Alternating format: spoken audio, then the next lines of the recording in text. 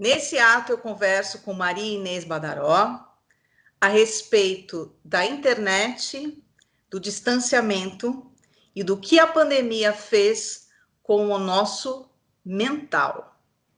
Inês, já te agradeço por ter aceitado o convite do Isso Não É Uma Aula, e eu queria saber de você, estamos mais malucos ou sempre fomos? Eu que agradeço, Lília, esse convite para falar nesse espaço. Isso não é uma aula, né? Então, vamos conversar. Primeiro ponto que eu acho que vale a pena a gente começar essa conversa é entender que a nossa vida ela tem dimensões, né? Para poder falar como a pandemia alterou, que tipo de reflexo tem na minha vida psíquica, emocional. Então, a gente pode pensar um pouco que há uma complexidade importante para a gente falar aqui. A nossa vida tem alguns elementos, algumas dimensões. Eu vou pensar um pouco algumas dimensões só. Então, vamos pensar uma dimensão que é família. Família é uma dimensão constante. Mesmo as pessoas que estão longe da família ou que têm famílias de modelos singulares, né? Famílias diferentes do modelo comum, a gente está falando de família. Ah, eu nunca estive com a minha família. Mas, de algum modo, essa referência de família, ela existe na nossa sociedade. Nas outras também, mas eu vou falar desse modelo ocidental, capitalista que a gente está vivendo. Então, a gente pensar assim, essa dimensão de família, ela existe para nós. A dimensão trabalho. A dimensão trabalho, eu não estou trabalhando, mas a dimensão trabalho, ela compõe, de algum modo, essa psique. Até uma criança está brincando, está cozinhando, está dirigindo, né? Uma fala sobre esse ensaio do trabalho. O trabalho, ele existe como uma dimensão psíquica importante na nossa vida. Então, estou trazendo dúvidas, eu vou seguir, vou pensar aqui algumas, só para depois eu pensar como que isso altera. Planos futuros. Planos futuros, ele também compõe, né? A pergunta, o que você quer ser quando você crescer, o que você quer ser daqui a pouco, como você, qual é o plano, qual que é o seu projeto de carreira, qual é o seu plano de vida. É entrar na faculdade. Entrou na faculdade é formar. Formar é trabalhar. Trabalhar é subir nesse aspecto na vida profissional. Então, todos têm também, de algum modo, um plano. A pessoa que não tem nenhum interesse na vida, ele sim tem um plano futuro, de amanhã, de o que fazer. Mesmo as pessoas que vivem o aqui e agora, o cotidiano, sem muito pensar, ele projeta alguma coisa ali na frente. Essa projeção vamos chamar, então, de plano futuro. Bom, eu vou trazer esses aqui, mas eu posso considerar também que nós, né, nesse modelo societal, a gente também tem uma dimensão importante que a gente não, algumas vezes, a gente nem fala sobre isso, que é a dimensão espiritual. Não, eu sou ateu, eu sou ateia, eu não lido com essa dimensão espiritual. Lida. Não lida com um Deus, com uma referência, mas de algum modo a dimensão espiritual está por aqui. Então vamos pensar um pouco isso. Bom, isso nos compõe, assim como várias. Então, é importante a gente pensar que a dimensão psíquica tem uma complexidade, que a gente tenta simplificar ou para ilustrar, ou para dar uma aula, como isso aqui não é uma aula, então a gente pode conversar. Então, essas dimensões, elas nos compõem. Em todo momento, eu estou aqui agora com você, mas essas dimensões estão em mim, né? A família, o futuro, eu estou aqui, o trabalho, está aqui em mim. Só estou eu e você aqui, mas essas dimensões permanecem. Bom, o que é que nós temos? Algumas vezes, uma dessas dimensões, elas tomam um valor maior, ou um espaço maior na nossa vida. Essas dimensões, de modo geral, ou numa vida normal, essas dimensões compõem. Ora, o trabalho toma mais espaço, ora a família toma mais espaço, há um movimento dessas dimensões e a gente vai seguindo, né? Seguindo essa jornada que é viver. Bom, essa é uma questão para este momento pandêmico. Nesse momento pandêmico, muitas das dimensões, elas se restringiram, elas diminuíram. E outras dimensões que antes eram similares, compunham de algum jeito a vida, foram tornando enormes, tomando pontos enormes, né? Então, constringindo algumas dimensões, ampliando demais outras dimensões. Olha, não há psique que não esteja, de algum modo, abalada nesse contexto pandêmico, né? Há reflexos muito evidentes no momento da pandemia. Então, isso não é uma aula, mas eu queria falar um pouco de algumas pesquisas que vêm ocorrendo, por exemplo, na China. Na China, o número de adoecimentos diagnosticados de sofrimento psíquico maior aumentaram. Veja bem, o componente da China tinha uma política pública clara, manteve aquele tipo de política pública clara, então as pessoas estavam ali entendendo que daqui a pouco isso passa, se eu tomar os devidos cuidados dentro dos protocolos, isso daqui a pouco vai diminuir, é o que ocorreu lá. Ainda assim, a China, então, ela traz pesquisas importantes de aumento de sofrimento psíquico maior, sofrimento psíquico grave, né? Fora esses que são certos desajustes que a gente chama de sofrimento psíquico moderado ou menor. Bom, isso aí, vamos pensar o que que nos coloca como brasileiras e brasileiros, né, nesse componente. Nós não temos uma política pública clara. Nós estamos vivendo uma situação de desamparo de políticas públicas. Porque quando eu sei, eu posso sair, não vou ter sarampo, ou não vou ter poliomielite, não vou ter uma doença pública, né, coletiva, desse modo, eu saio. Mas não é essa a realidade que a gente está vivendo. Então, nós não temos uma política pública que nos favoreça algum contorno de que isso daqui a pouco passa, de que isso, se eu me cuidar, isso não vai me tocar. Não é isso que nós temos. Nós temos um desamparo da política pública de saúde no país. Bom, isso deixa todos nós já com uma situação fragilizada emocionalmente, porque nós não sabemos se o fato de nós nos cuidarmos vai minimizar ou não. Nós não sabemos se nós estamos aqui abril, maio, junho, julho, agosto. Se nós estamos em 5 meses para trás ou em 5 meses para frente. Então, nós não temos nenhuma projeção agora. Então, vamos lá. Eu falei das dimensões, vamos nessas dimensões. O plano futuro. Qual é o plano futuro? Hoje, para um cidadão comum, não importa o que ele faça, né, no trabalho, agora pensando no plano futuro, de um estudante, de um professor, de um dono do comércio, ou de uma pessoa que está em casa, que é essa trabalhadora em casa, né? Qual que é a condição de falar e o amanhã? Essa pergunta sobre o amanhã nos coloca todos sobre o impacto. Melhor não dizer, melhor não falar, melhor não conversar sobre isso. Entretanto, não falar sobre isso ou se angustiar sobre isso faz abismal essa dimensão que é o plano futuro. Faz abismal, eu não posso me tocar, eu não consigo fazer plano futuro, né, de modo geral. Né? Cria uma certa incerteza, talvez, Inês? Incerteza absoluta, absoluta. E o que nos faz abalar psiquicamente é justamente isso. Eu não tenho terreno sólido para pisar. Que base sólida eu tenho? Que chão eu tenho para colocar meus pés? Então, estou no desamparo. Eu vou ali cauticante, eu vou ali tateando, eu vou ali tentando caminhar, mas de qualquer jeito, meu passo ele não é um passo seguro à frente. Na dimensão do plano futuro, eu não tenho um passo seguro à frente. Então, eu tenho aqui uma retenção, né, dessa dimensão. A dimensão trabalho, absolutamente. Absolutamente. A dimensão trabalho, em diferentes campos. Ela tomou a vida familiar, tomou o espaço íntimo. Eu estou falando com você aqui, dentro do meu espaço íntimo.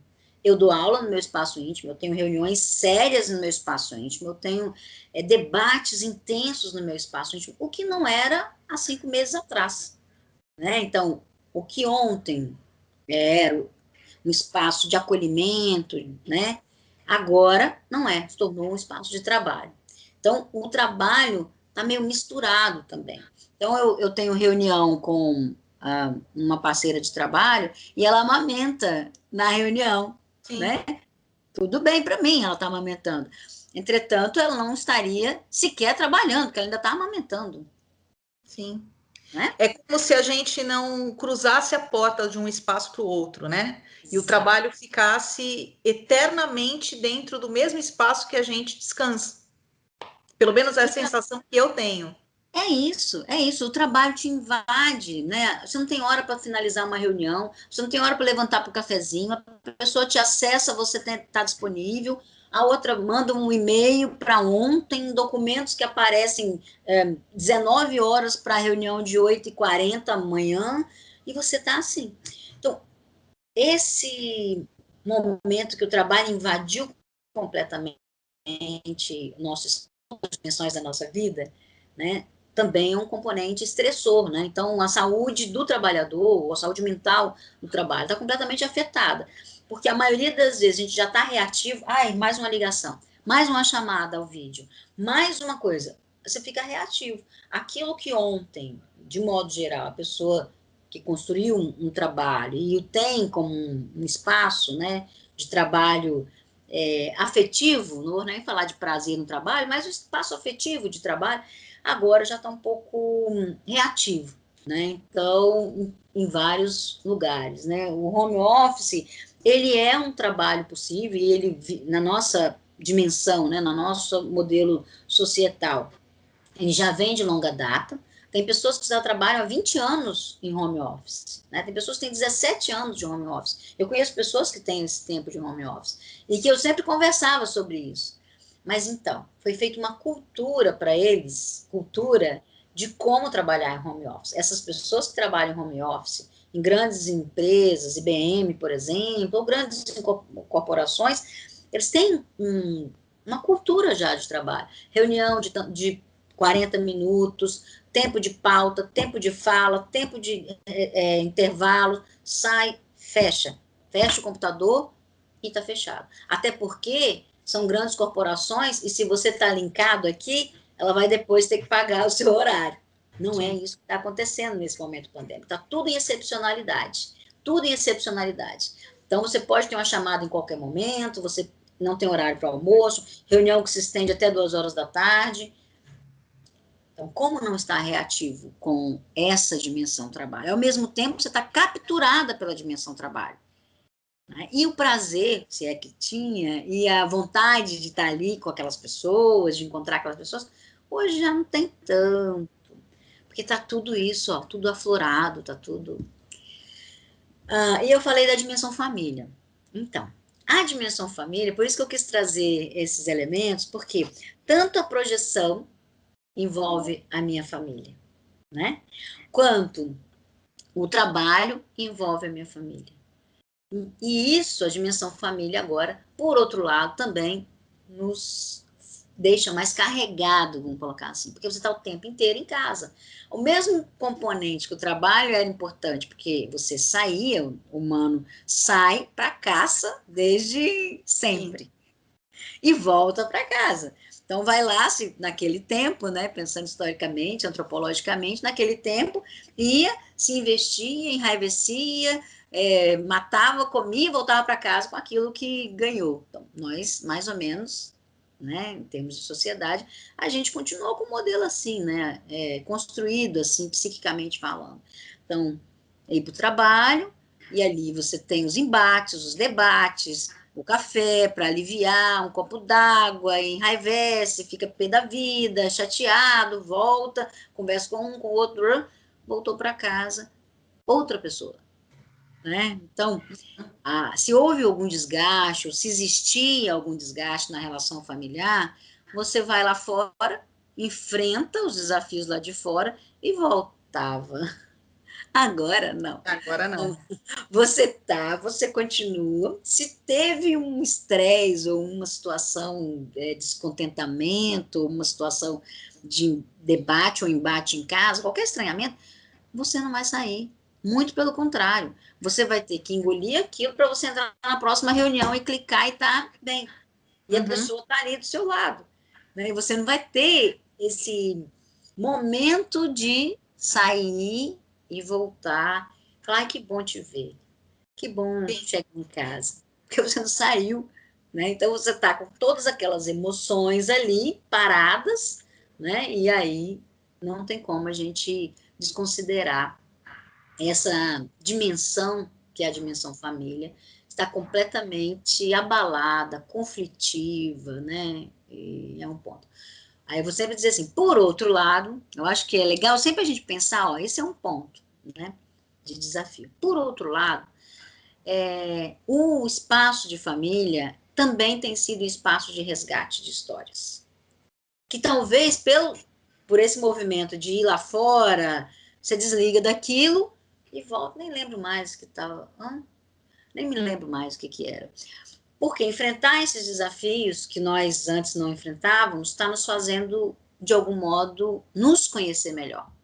Conhecer nossos limites. Alguns de nós, as nossas histórias. Alguns de nós estamos reconhecendo as nossas próprias histórias. Os nossos desafios pessoais, né? Aquilo que nos colocava mais inseguros diante da vida. Então, esse ambiente família misturou-se e tem um certo ganho, né?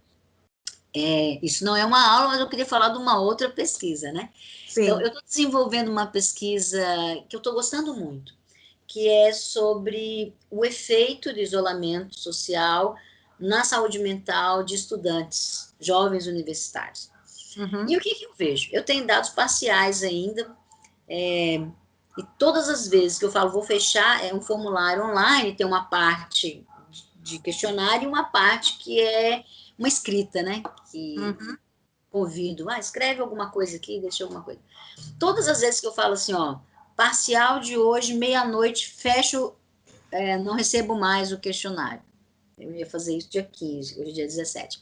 Então, dia 15, tem um mês só que eu estou colhendo esse formulário. Aí eu falei, dia 15 eu fecho, um mês, fecho dia 15. Era sexta-feira. Aí começaram a aparecer escritas, porque os momentos vão em ondas, né? Mesmo eu tenho uma segunda etapa desse questionário, que eu vou voltar nessas pessoas que tem uma hora lá, eu pergunto, você gostaria de participar da segunda etapa e tal? Aí começa a aparecer coisas, eu quero falar dessa dimensão familiar, tá? Começa a aparecer coisas que eu falo, eu preciso, eu vou colher só mais um dia. Eu Só vou deixar... É isso, é um vício isso. Daí, falou, vou colher só mais um dia. Só Né? mais um. Só mais um. Daí, aí aparece aquela escrita maravilhosa. E tem aparecido estas jovens, né, com esses conflitos que eu estou dizendo, com as dimensões abaladas, conflitos sobre o futuro, conflito com a família, estar dentro de casa, não ter o trabalho, projeção para o trabalho, né, ou trabalhar em subempregos nesse momento, porque o familiar perdeu o trabalho, então está trabalhando. Isso é vida real dessa juventude que eu estou colhendo os dados. Mas na questão que eu vou buscar é assim, a dimensão familiar. A maioria das escritas, porque é um questionário, você vai lá e só x, blá. Quando ele está escrevendo, as dimensões que aparecem são as dimensões afetivas familiares. Claro que coloca lá o que é a questão geracional, né? A presença dessas questões geracionais. Mas aí eu escutei uma história assim do meu avô. Eu não sabia a história do meu nome. Olha, é isso, né? Então, tem um resgate. Eu não sabia que o meu nome era homenagem a uma irmã da minha avó, que minha mãe tinha com muito carinho, que eu nunca conheci. Faleceu quando ela era criança ainda. Eu não sabia. Então, são coisas que vão aparecendo que diz um pouco dessa dinâmica. De fato, a pandemia está nos colocando vários desafios. E esse também tem sido um desafio que eu acho importante falar, né? Eu não quero ser uma pessoa para falar assim, o que de bom dessa pandemia. Não é isso que eu quero dizer. Eu sou mais o Ailton Krenak, né? Dizendo que essa pandemia devia ter matado já muita gente em 1500, né? Sim. Matar principalmente os colonizadores, né? Tipo nós, assim, fruto dessas pessoas. Então, pensar que o capitalismo, o modo de existir, já vem matando vidas, já vem matando este país, né? Então, para estarmos aqui, já vem matando esse planeta. Então, quando o Ailton Krenak nos ajuda a refletir sobre o que a humanidade fez da Terra, né? Tem uma hora que fala assim, olha, não tinha outra opção. A Terra não tinha outra opção que não fazer esse break aí para agora, né? Porque você tem que parar. o excesso do consumo, o movimento sem nenhuma reflexão atrás do melhor, atrás de mais e melhor e o novo. Esse movimento descentralizou um pouco do contato com aquilo que de fato somos, né? Isso tem graves, e teve, né, graves consequências para homens e mulheres, né? Que são as consequências do sofrimento psíquico. Então, quando a gente começa a pensar na quantidade de medicamento antidepressivo que as pessoas usam, e o que levou as pessoas ao nível de distanciamento de si, de pouca reflexão sobre sua dor, sua vida, seus dilemas pessoais, a acreditar que uma pílula ia resolver, ia tamponar, ia solucionar. Foi um jeito de viver que nos colocou nessa condição. Um jeito até meio placebo, né? Você posterga a solução do problema, que sempre esteve ali, né? Você nunca lidou com ele, você vai lá, toma medicação, e geralmente, assim, eu escuto também de muitas pessoas que foram buscar terapia agora, no momento pandêmico. Sempre sentiram a necessidade ou ainda questionavam se era necessário fazer e foram buscar a terapia agora, nesse momento. Olha, então, esse break, né, essa parada, puxou o freio de mão muito rapidamente, né? Sim, tá sendo danoso, tá sendo gravíssimo, nem esse o ponto, né? Entretanto, o outro lado da história, sempre é bom a gente pensar esse movimento dialético, né? Assim, tem um ponto, mas também tem outros modos de olhar. Né? Então, a gente falar dessa constrição das dimensões, do sofrimento psíquico que tem nos levado porque a gente não estava olhando para a gente. Era difícil a gente olhar para a gente. Agora, estamos sendo obrigados a olhar para a relação conosco, a relação com a pessoa mais íntima, né, com o esposo, com a esposa, com os filhos, com as pessoas do entorno familiar, então nos obrigando. Olha que você traz, tem pessoas que hoje estão procurando terapia, estão entendendo que é necessário uma reflexão, e que aquela pílula, ou se tomou, se não tomou, mas a hipótese de algum medicamento, né? Bom, antes dela eu posso fazer o quê? Se eu vou usar, antes dela eu posso fazer o quê? E se for fundamentalmente necessário, essa pílula, esse medicamento, né? O como eu vou fazer? Até quando eu vou fazer? De que jeito eu vou fazer? Porque você pode, sim, entrar com um tipo de medicação já pensando em como que você vai sair dele, porque às vezes você está tão, né, mal que tudo bem. Agora, eu preciso sair disso. Ou eu vou andar de muleta para todo sempre. Né? Então, pensando bem nessa analogia da muleta, né? Então, assim, eu machuquei uma muleta para eu me apoiar e tal. Até quando eu vou? Então, é possível a gente pensar que há um jeito aí que está nos fazendo refletir, né? Em termos psíquicos, em termos emocionais, a gente pode considerar que tem elementos importantes, né? É isso que eu quero dizer, assim, tem elementos importantes, e a dialética vai nos ajudar a compreender tanto os efeitos danosos, ruins, desse momento, ninguém queria passar por isso, ninguém está fazendo uma ode, ai que bom, nada disso, ninguém quer passar por isso. Se a gente tivesse uma política pública séria, a gente não precisaria estar vivendo o que está vivendo, ou estaria vivendo de outro modo, né? Vamos considerar assim, estaria vivendo de outro modo.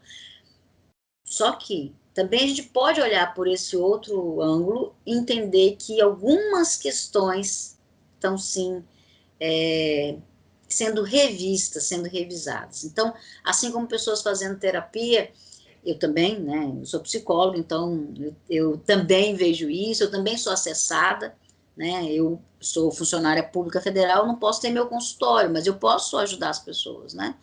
Então, eu também tenho sido bastante acessada. Assim como esse ponto, eu também tenho visto e presenciado, assim, um retorno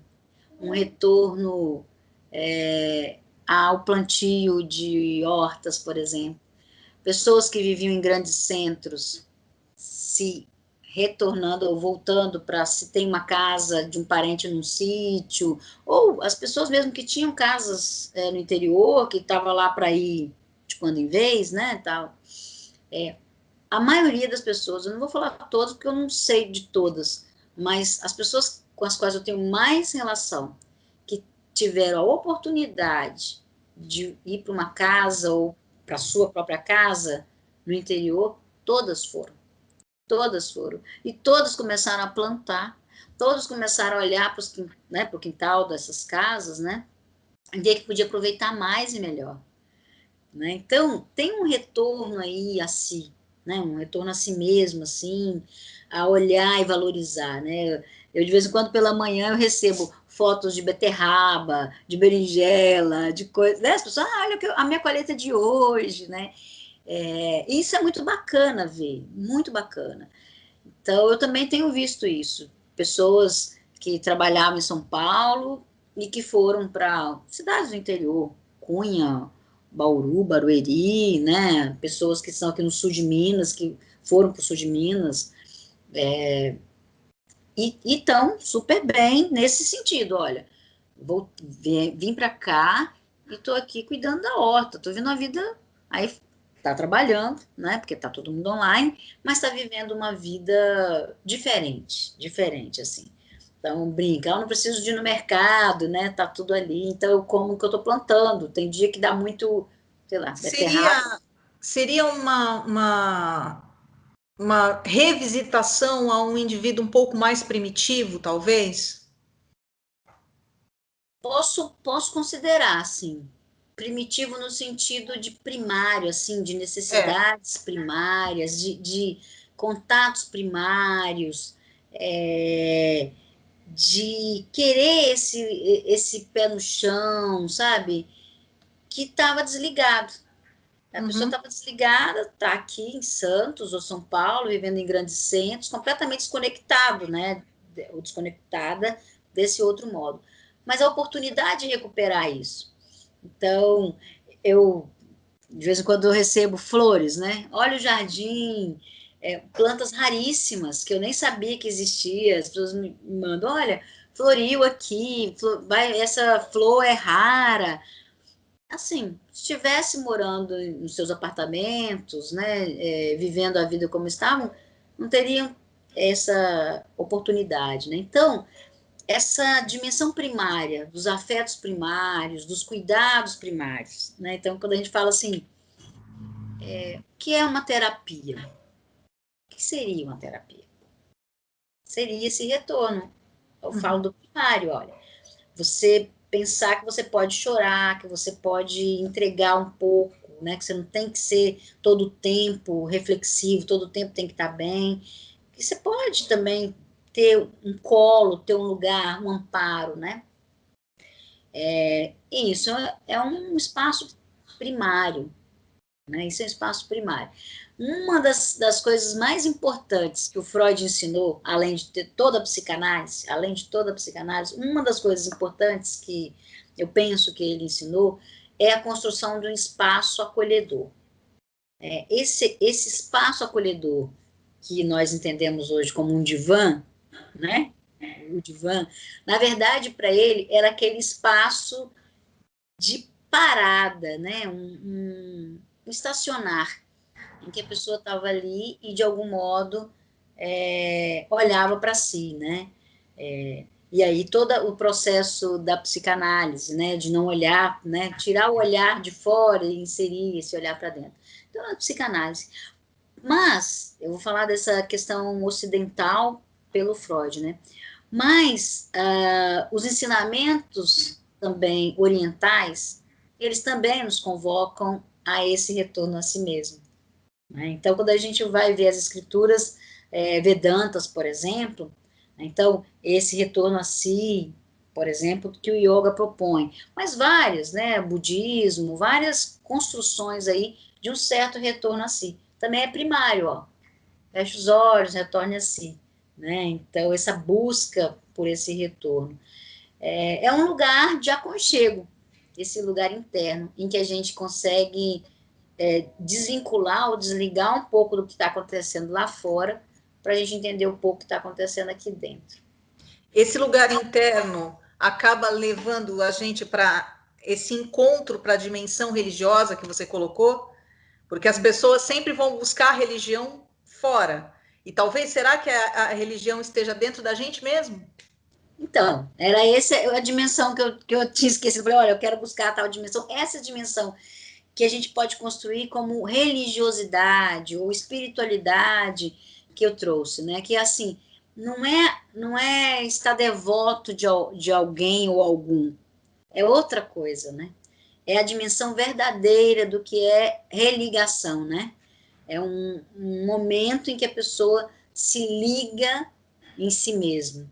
Esse retorno a esse si mesmo, eu poderia dizer que é essa dimensão que antes eu tinha dito. Olha, não, a dimensão espiritual de religiosidade, ela não está voltada a eu ter que ir a algum espaço ou eu ter que confessar uma fé, né? Ou eu, né?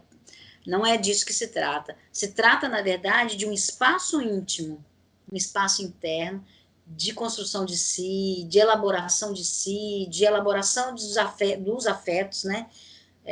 Que vai compondo, que vai construindo. Então, essas dimensões, daí eu vou fechar um pouco essa ideia das dimensões, que são essas dimensões, então, que nesse momento, elas de algum modo estão abaladas. Portanto, há uma psique constitutiva aí, né, nesse certo abalo, mas não quero falar com isso sobre o sofrimento psíquico em si, né? A pergunta sobre a loucura, né?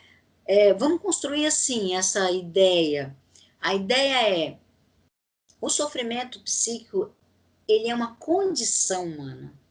Essa é a ideia, né? A ideia é que algumas vezes, e muitas das vezes, e por anos, nós saímos disso. A gente quer fugir do sofrimento psíquico como condição.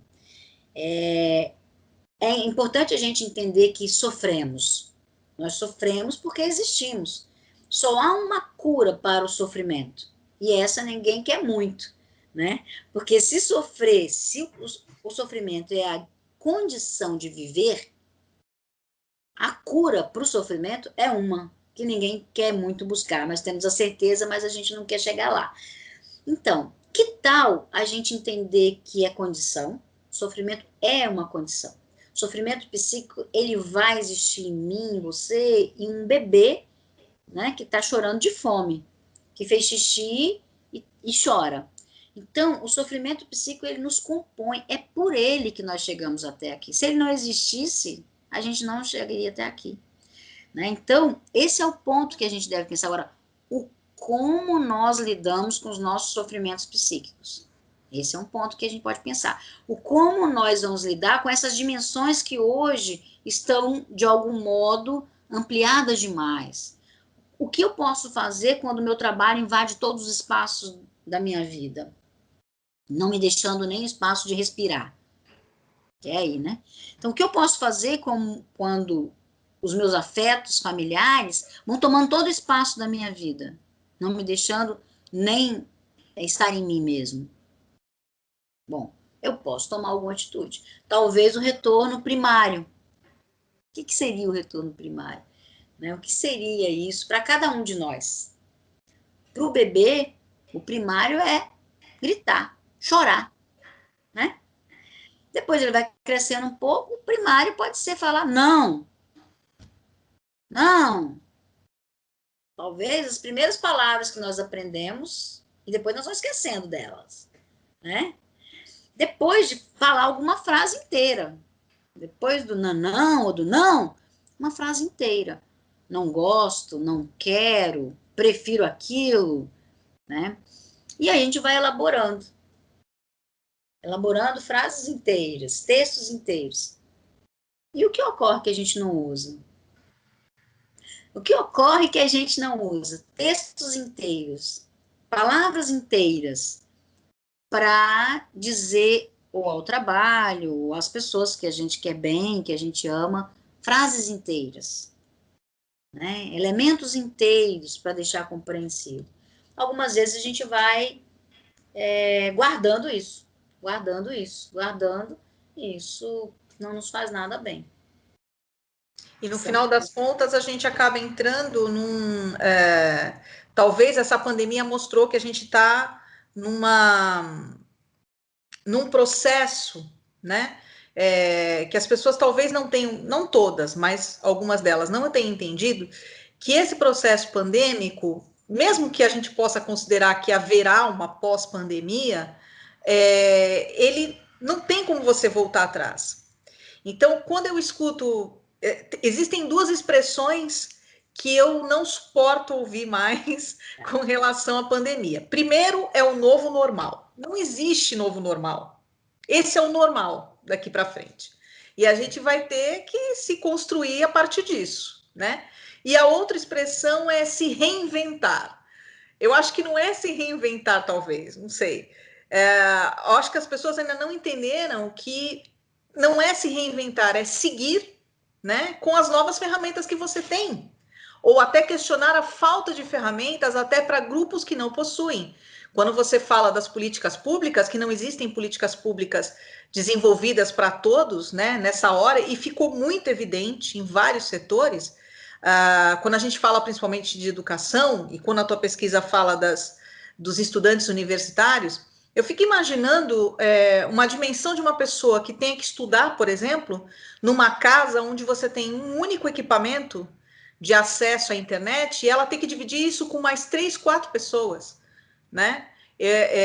Existem histórias, vivências de crianças que estão assistindo, jovens, adolescentes que estão assistindo aulas pelo sistema público via internet, mas só tem um celular na casa com conexão e o pai trabalha de dia como Uber e essa criança só pode acessar de madrugada, né? Então, assim, como é que fica? Será que essa expressão é válida, Inês? Um novo normal? Eu vou concordar com você. Existem duas expressões que estão me irritando também, as duas que te irritam. Esse novo normal, né? Eu vou concordar com você, né? Falar sobre isso já é irritante. Sim. Eu outro dia estava numa conversa com uma jovem universitária com essa realidade. Ela falava: se antes eu achava tudo muito bizarro, eu vou dizer que agora vem um novo bizarro. Ela falava isso, né? Que assim, é muito bizarro as pessoas acreditarem que vai existir um jeito normal, né? Assim, esse jeito que a gente está vivendo é o jeito possível diante da realidade que a gente está tendo, né? E a outra coisa é reinventar. Olha, reinventar é uma palavra que já irrita em qualquer contexto, né? A pessoa fala isso em qualquer contexto. É bonito na poesia, talvez na música, né? Tem a palavra assim, a palavra em si, mas é irritante, né? A pessoa falar que o humano se reinventar.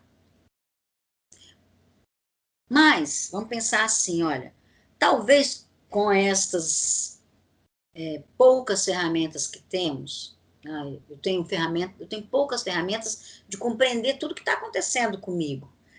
Eu posso trazer algum sentido diferente. Eu não vou dizer nem novo, porque talvez, se eu estou falando de coisas primárias, não estou falando nem de novo, nem de reinventar, nem de inventar. É buscar lá atrás elementos que talvez nós perdemos como pessoa, na nossa história, e que pode ser resgatado com um novo sentido para mim, mas que não vai valer nada para outra pessoa, porque se eu estou trazendo lá de trás alguma coisa para dar novo sentido aqui, né, comigo mesmo, não vai valer nada para um outro. Não dá para ser uma receita, porque para outra pessoa, a pessoa vai ter que buscar lá atrás aquilo que ela deixou e fez sentido para ela, e agora um resgate aí. Talvez a palavra pudesse ser ressignificar alguns elementos. Abrir possibilidades para novas estratégias, novas ferramentas, no mundo do trabalho, mas no mundo também. Se eu nunca conseguir expressar os meus afetos, as minhas emoções, os meus desafetos, né, para alguém, eu posso tentar hoje, ensaiar alguma coisa, tentar entender um pouco, trazer algumas palavras, né? Então, a gente vai falar uma coisa de ressignificar. sentidos diferentes. Eu não vou dizer novo também, tá? Não estou achando nada novo. Acho que nenhuma coisa nova vai nos salvar nesse momento para uma reconstrução. E pensar um pouco na pandemia, você trouxe, então, situações de pessoas que têm graves comprometimentos, né? Então, as periferias, por exemplo, né? Como é que é isso na periferia, né? Como é que é um estudante de escola pública ter acesso a essa ferramenta, então, ser o letramento digital, né? Inclusão digital por equipamento é difícil, inclusão digital, quando se tem o equipamento, se tem algum conhecimento, é difícil. Quantos de nós não estamos, então, enfrentando grandes batalhas para estar conversando com as pessoas online, para convidar uma pessoa online, né, que a pessoa vai ter acesso, como é que ela vai estar.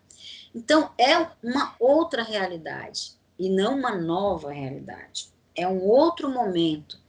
Por isso que não dá para a gente falar nem de reinventar, nem de novo normal, né? Essas duas coisas eu também concordo com você que a gente pode tirar da nossa linguagem, né, da nossa ideia de presente e da nossa ideia de um possível futuro, né?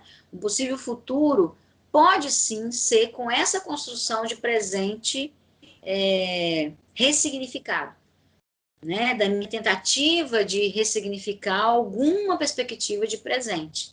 Então, esse pode ser lá no futuro, um sentido diferente daquilo que eu vivi lá atrás, mas que agora eu consigo fazer de um outro jeito. No trabalho também, mas eu penso de modo geral.